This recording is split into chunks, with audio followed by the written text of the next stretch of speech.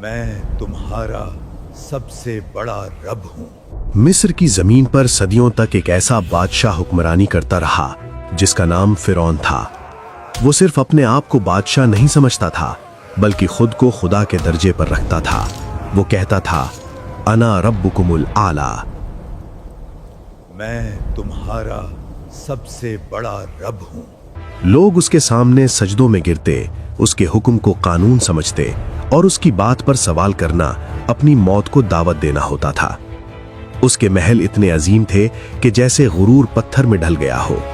हर तरफ सोना, चांदी और लश्करों की ताकत नजर आती थी।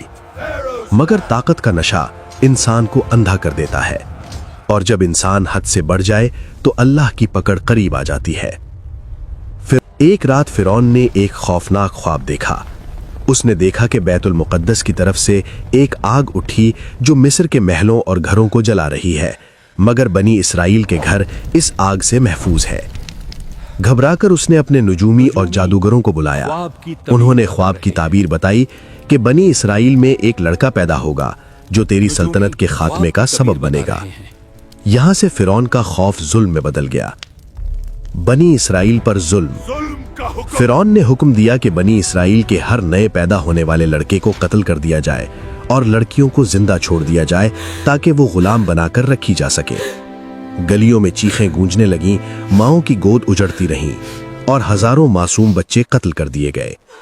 मिस्र के महल रोशन थे, मगर जुल्म की अंधेरी रात बनी इसराइल पर छा गई थी। इसी जुल्म के दौर में अल्लाह ने एक बच्चा पैदा किया, हजरत मूसा अलैहिस्सलाम। अल्लाह ने उनकी वालिदा के दिल में इल्हाम डाला, इसे दूध पिलाओ, जब खतरा महसूस हो तो इसे दरिया में डाल देना, हम इसे तुम्हें वापस लौटा देंगे। एक माँ के लिए यह फैसला आसान नहीं था, मगर अल्लाह पर यकीन माँ के दिल में खौफ से ज्यादा मजबूत था।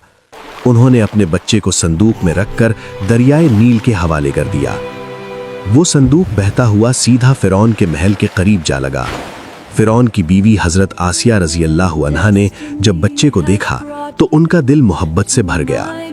उन्होंने फिरौन से कहा, इस बच्चे को कत्ल ना करो, शायद ये हमारे काम आए या हम इसे अपना बेटा बना लें। यूं अल्लाह ने अपनी कुदरत दिखाई। जिस बच्चे से फिरौन डरता था वही उसके महल में पला बढ़ा।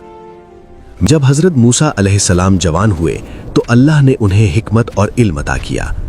एक दिन उनसे गलती से एक मिस्री मर गया।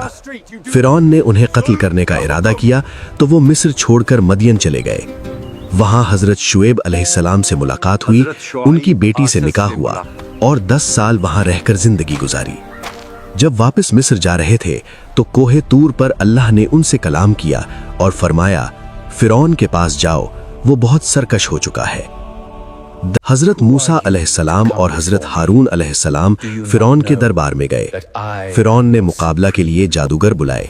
जब जादूगरों ने अपनी रस्सियां फेंकी तो वो सांप लगने लगी, मगर जब हजरत मूसा अलैहिस्सलाम ने अपनी लाठी फेंकी तो वो हकीकी अजदहा बन गई और सब जादू को निगल गई।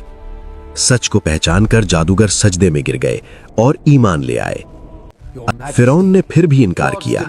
अल्लाह ने उस पर अजाब की निशानियां भेजी, खौफनाक तूफान, टिड्डियां, जुएं, मेंढक, दरिया का पानी खून बन जाना। हर बार फिरौन वादा करता, फिर पलट जाता। आखिर अल्लाह ने हुक्म दिया कि रात के वक्त निकल जाओ। समंदर के किनारे फिरौन की फौज आ गई। लोग घबरा गए, मगर हजरत मूसा अलैहिस्सलाम ने फरमाया, मेरा रब मेरे साथ है। लाठी पानी पर मारी गई, समंदर 2 हिस्सों में फट गया। बनी इसराइल गुजर गए।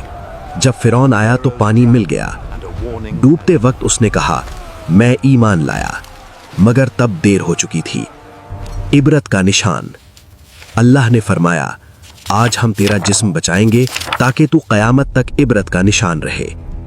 आज भी फिरौन की लाश मौजूद है। ये गवाही कि दुनिया का सबसे बड़ा तकब्बुर भी अल्लाह के सामने कुछ नहीं।